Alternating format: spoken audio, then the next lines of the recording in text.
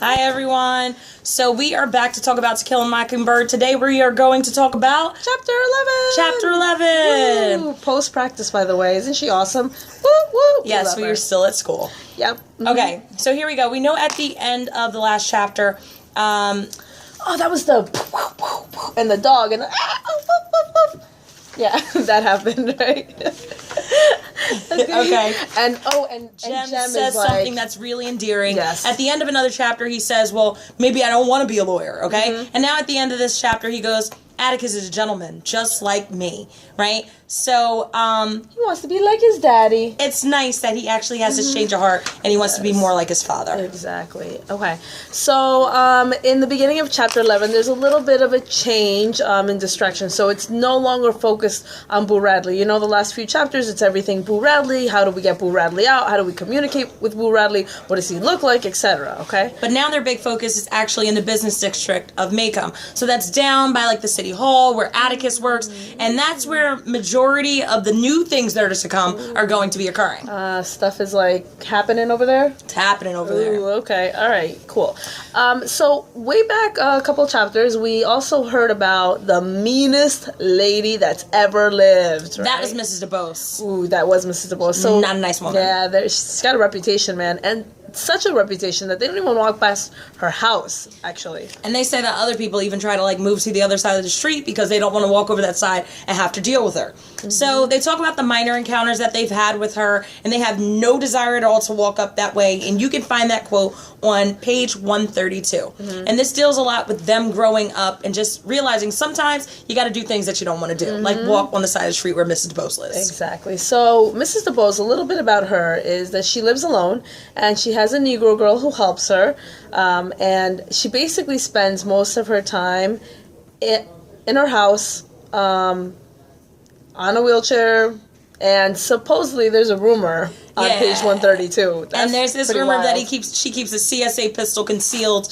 under her shawls and under her wraps. So you're telling me she has like this wrap across her lap. And then underneath and that they think that she has a pistol under there, right? But we know that's a rumor. We don't know that to be true, okay? Although, people in the South, everybody carries a gun. They're packing. Everybody carries a gun. Yeah, it wasn't in The Blind Side. She was like, oh, I'm packing. Right, all right? So Jem and Scout, they basically confess that they hate her, right? Hate is a really strong word to use because they don't really know much about this Mrs. DeBose, but hopefully you get to learn a little bit more about her as we go through. Exactly. And as we mentioned already, we know that they try to avoid her house and her overall, and they do that by like walking on the opposite side of the street. But it didn't matter. It didn't stop her because the minute she saw those two kids, she would start raising her voice and start yelling at her. And they're like, there's nothing that we can do to please her on page 133. It's like we could do nothing to please her. So now finally they're going past, and Scout decides to say something nice. So she's like, hey, Mr. Bose, right? And she goes, I would receive her for an answer. And she goes, you say hey to me, you ugly girl. You say good afternoon, Mrs. DeBose. All right, so that tells us that Mrs. DeBose is really old school, right? She can't even listen to a kid tell her, hey. She wants to hear Mrs. DeBose. She wants to hear that each and every time. So very formal? Very formal. And she even, when you think about her old school ways, on page 133, they talk about when they refer to Atticus, their father, as Atticus, she throws a big fit about it, right? Because it's their father. Yeah, I could never call my mother Iris because I'd be like, slap in the face. Now, when they do that, she even says something. She goes out of her way to say they're the most disrespectful mutts who ever passed her way. And that she pitied their father who had not remarried after their mother. Wow, that's right, because their mother died when they were young, and he's still single at 50 years old. And wow, so he must not be raising them well in her eyes. In her eyes, that's exactly how she feels. And especially if you think back to Christmas with Aunt Alexandra and Uncle Jack, Aunt Alexandra kind of says a little bit of the same thing, like the way that your father's raising you. Scout, what are you doing in overalls? All those things that have occurred. Yeah, those gender role issues that we keep talking about. Okay. So she even says that that Atticus Finch lets his children run wild. So this is on page 133. And again, people, they don't really know about how he has a relationship with his kids and what that's about, but people just judge automatically. So now Scout starts to recall some events that have occurred, some things that have been distractions for them. We had Boo Radley, we had the Mad Dog, which is old Tim Johnson, right? And they were talking about how it was cowardly for them, right, at this age to stop in front of Miss Stephanie's house and not proceed past Mrs. DeBose. So they decide they're going to be a little grown up and they're going to proceed. Okay, all right. But Jem, obviously, you know, he's still going through that growing up process, and he gets very frustrated with the things that Mrs. DeBose says, all right? But Atticus tries to calm him down, and he's like, listen, she's an old lady and she's ill. So we find out that she's sick from that. And he's like, you know what, just hold your head up high and be a gentleman. Whatever she says to you, it's your job not to let her make you mad. All on page 133. Another really important lesson that Atticus gives the kids, or Jem really. And one of the next quotes that they say, actually on page 134, it says, "It was times like these that I thought my father, who hated guns, had never been to any wars, was the bravest man who ever lived." Right? So you can see that they're starting to grow this appreciation for their father with the things that he's done and the things that they see. Even with Uncle Jack, when he didn't see both sides of the story, it's something that Atticus does consistently, and they can now appreciate it. Okay, so no longer are they bothered by the way their father acts or by the things their father does. They have an appreciation. All right, that's a big deal. So now, big event, it's actually Jem's 12th birthday. Happy birthday to Jem. Right? And he decides that he's going to buy himself something. And even more gentleman-like, he decides that he's going to buy his little sister something too. Something that she really wanted, which is a baton. Yay! I used to be able to twirl a baton. We don't have a baton in here. I know. We're literally looking around for a baton. Nothing. All right? So baton, the twirly things, they throw them up in the air and catch them. If you've ever watched Miss Congeniality, they set them on fire. Right? So we're not going to do that, though. Yeah, it's like a band thing too, I think, right? Okay. Anyway. So Mrs. DeBose gives them a hard time this one day as they're walking around, and she goes, "What are you doing out? I'm going to tell your father that you're not at school." And the kids go, "We're sorry, it's Saturday, Mrs. DeBose." And then she goes, "Well then, I'm going to tell Atticus that you kids have been sassing me and that you've been running around in Miss Maudie's flowers." And Jem's like, "I haven't been anywhere near her flowers in like a long time." So is Jem trying to keep his cool at first? He's definitely trying to keep his cool, and we know that he's a lot more calm than Scout, who's very temperamental. She is hot-headed for sure. You know, and he actually, Jem decides to give his little sister the same advice that Atticus gave to him. And he's like, listen, don't pay any attention to her. Just hold your head up high and be a gentleman. All right. So Mrs. DeBose then looks at Scout and automatically begins criticizing her on the fact that she's wearing her overalls. You can find this on page 135. She says, "What are you doing in those overalls? You should be in a dress and a camisole, young lady. You'll grow up waiting on tables if somebody doesn't change her ways."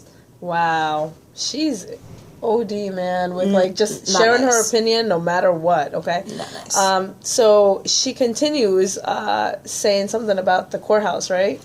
Yeah, so not only a Finch will be waiting on tables, but one in the courthouse lawn for niggas. Wow. Right? So she comes at them basically sideways. She doesn't hold back at all, you know? So Jem kind of like stiffens up, you know, his body gets rigid. Think about when you get frustrated at something and your body just kind of reacts. What does that show about him? It definitely shows that he knows how to sometimes handle his temper, but eventually it's going to build up and he's going to explode. And I mean, she's been like hassling them for like a while now. It wasn't just one comment. It was like, bam, one thing after the next, okay? And then, remember how like upset that these kids get with everything that's going on with the Tom Robinson case, but Mrs. DeBose continues. She's like, your father's no better than the and trash he works for. What? So at this point, Jem turns like bright red. You can obviously tell that he appears to be angry, but he still has the ability to walk away. And they begin to head towards town so that they can get their gifts with the birthday money that Jem has. I'm surprised that he walked away.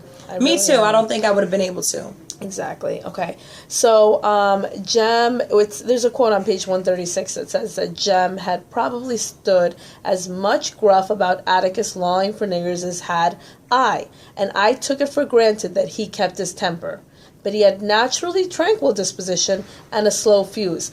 Again, it tells us a little bit more about Jem and how Scout is now realizing that, hey, she's the one that's usually quick to react, and that Jem's able to keep his cool a little bit more than she is. Pause for a second.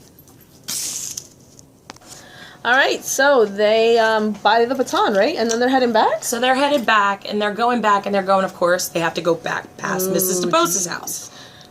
So at this point, I think like Jem and actually Scout describes him as being maybe going mad, okay? So he kind of snaps, and he grabs Scout's new baton, and he heads into Mrs. DeBoe's camellias. Now, you have to understand, Mrs. DeBoe's has these camellia, beautiful flowers, and, you know, they're like prize winning. Yes, they talk about how they're like, they belong in some botanical garden of sorts, okay?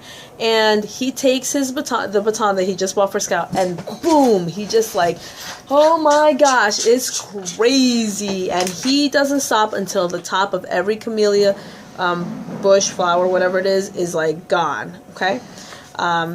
So they're obviously going to have to deal with the repercussions of doing that. Right, and at this point, they just head home, right? It's done and over after Jim actually breaks the baton over his knee, right? Here's this great gift that he brought his little sister, and he goes into this rage seeing red and ends up breaking it in the end. But Scout doesn't really complain about it, right? I wouldn't either. Yeah, at that point, he was just kind of going crazy. So they kind of had a hideout by Calpurnia until Atticus gets there, and he's like, Jem, calls him out, tells him, did you do this?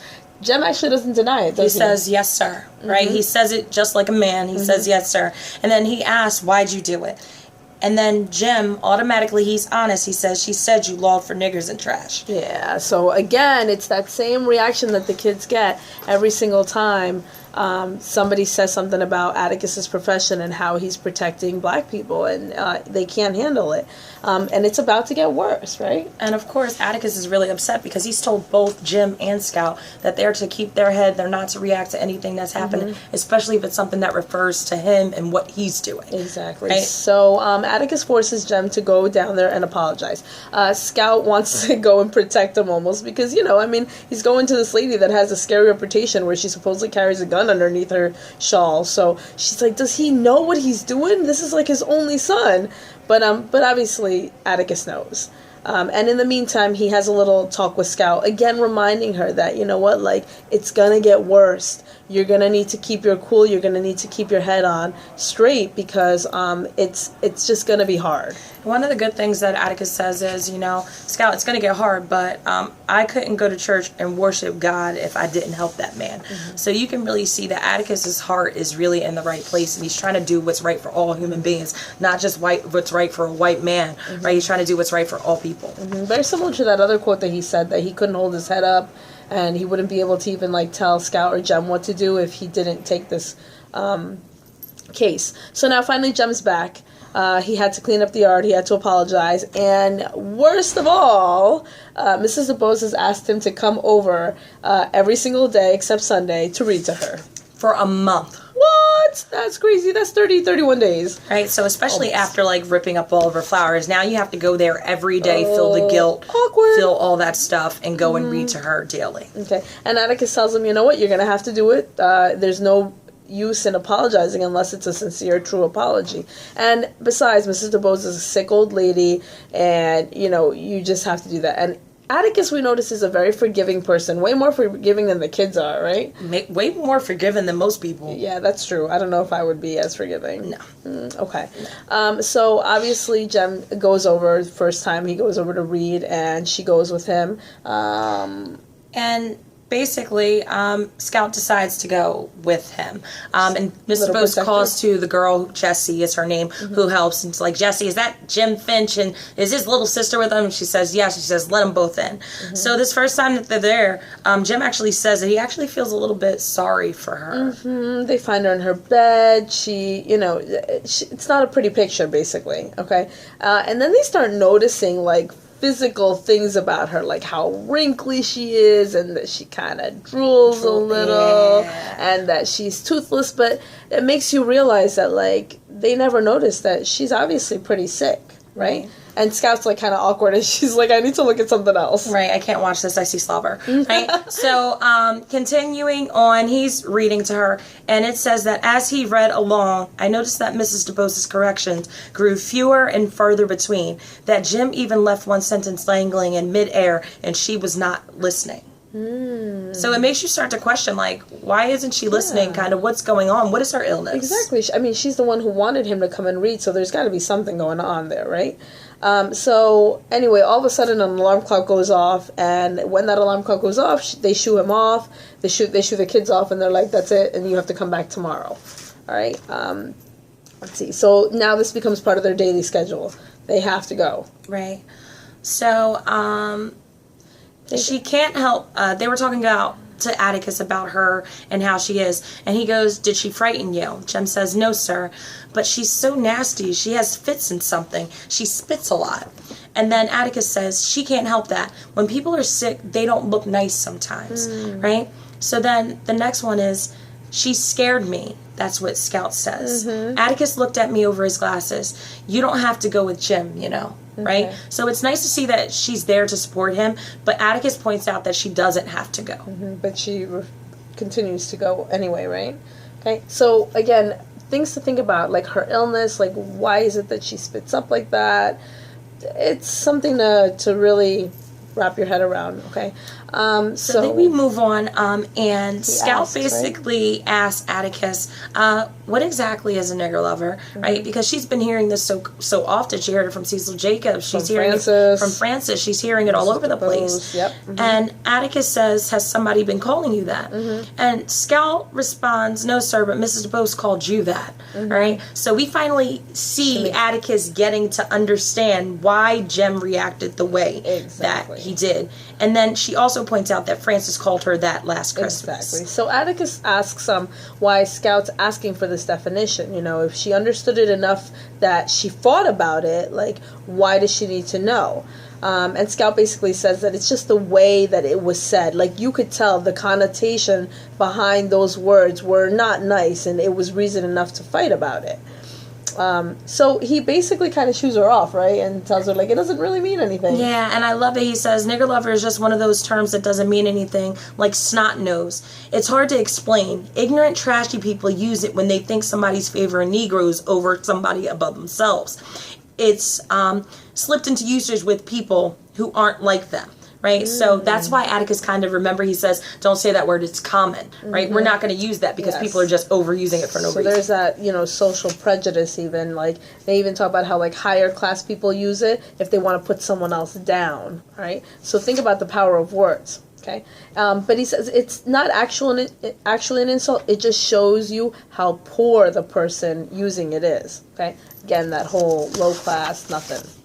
So, continuing on, Jem continues plugging away and reading to Mrs. DeBose aloud, and it's kind of something he's getting used to, all right? And Atticus surprises them, and he comes along one day, okay?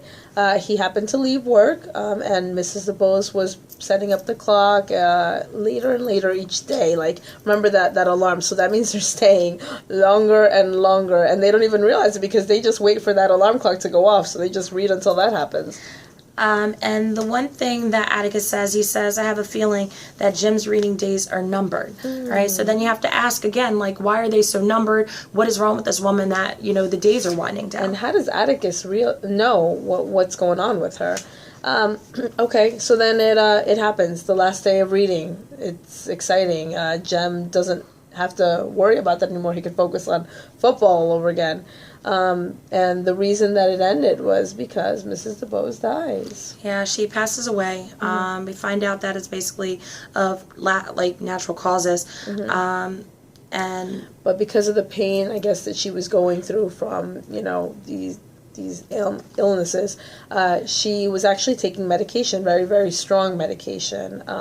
She was a morphine addict. Right, and Atticus fills him in. He says, son, didn't you know what her fits were? And Jem says, no. He says, Mrs. DeBose was a morphine addict, said Atticus. She took it as if a painkiller, but had been taking painkillers for years. The doctor put it on her, and it was difficult for her to get off of them. So you think about it like, I know when I broke my ankle, like, the doctor gave me morphine, and it was just like, keep pumping until, like, the pain goes away. So she's trying to get this pain, and it got to a point where she became addicted to it. And so at the end of her illness, she was like, I'm going to kick this. I'm not going to be a morphine addict anymore. She wanted to die with pride. And Atticus explains that to Jem, that she didn't want to die as a morphine addict. She wanted to die clean. And that actually touches on one of the themes that we have of courage. That takes a lot of courage to be able to kick a habit and to just do it on your own and do it yourself and be able to overcome it and die being the person that you know you are. Exactly, especially when you're dealing with pain and sickness. And the fits that she was having were obviously her going through withdrawal. right? And the reading, the purpose behind that was that it would help keep her mind off of it. So even if she wasn't truly understanding and listening to every word, just hearing the voice and hearing somebody else's voice reading to her was a distraction. Now, one of the things that Atticus says that's really important is that he would have made Jim go and read to Mrs. DuBose had he not even done what he did. So Jim felt that this was a punishment, but Atticus would have had him do it just to be a good person anyway. So it was actually nice to hear that. Exactly. And we noticed that actually Mrs. DuBose was able to not completely kick the habit, but she was able to improve that, because the reason the alarm clocks went further and further was because she was able to do without a dose of morphine for a longer period of time every single day. So the nice thing, Jem does ask, was she free when she died? And Atticus says, as free as the mountain air. She was conscious to the last, almost conscious to the final moment. So she got to really survive that out. That's a great simile, figurative language. Anyway. So finally, there's a box, right? There's a box for Jem. There's this last gift from Mrs. DuBose that she leaves. Oh, that's so sweet. And I mean, he's mad. He's really angry that she leaves this. He's like, why can't she just leave me alone? Because when he opens it, what does he find? A camellia. Right? The bushes that he really killed them all. He that knocked them all off. This whole thing for him. She found one beautiful one that was still left, and she left that camellia in a box for him. So he's angry beyond angry, and he says that, and that's when he says the whole part that he would have sent him anyway to go do this reading. And then he talks about something that's so important, all right? That the reason that he would have had him do this is because he wanted Jem to see what real courage is. It's a great quote. It's on the last page of this chapter. I wanted you to see what real courage is, instead of getting the idea that courage is a man with a gun in his hand. It's when you know you're licked before you begin, and you begin it anyway, and you see it through no matter what. You rarely win, but sometimes you do. Mrs. DuBose won, all 98 pounds of her. Wow, that is real courage, because you know what? She knew she was going to die anyway, but she was like, I'm going to kick this habit no matter what.